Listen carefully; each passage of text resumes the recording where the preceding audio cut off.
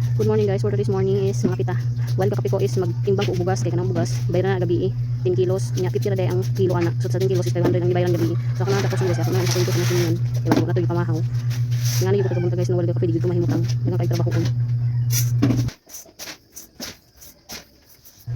Sa una is bulad na gyud akong ginabaligya guys. Dugay na gyud kay ko gabamaligya og bulad mga 3 years na og counting. Then akong gihalo-haloan og mga paluwagan, kwarta, gamit bisag unsa basta mabaligya.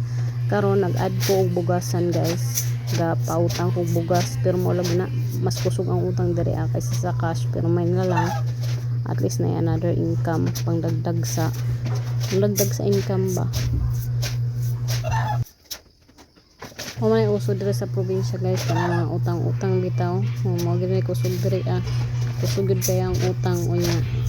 Nga na magud na ano utang bayad. So kadtong di na mo ganahan mamayad tong mga gahi kayo, mga gahi ug mga baga kayo na. So dili na to pautrohon no, dili na mo bayad kay naman gyud nga anak nagi ko silingan dire nga pertig yung gahi kubal-kubalan yung naw niya nasuko pag singlon niya hantod karon ayo ko niya bayari. Sige na lang, iyahan na lang to, may na lang nakatabang ko niya.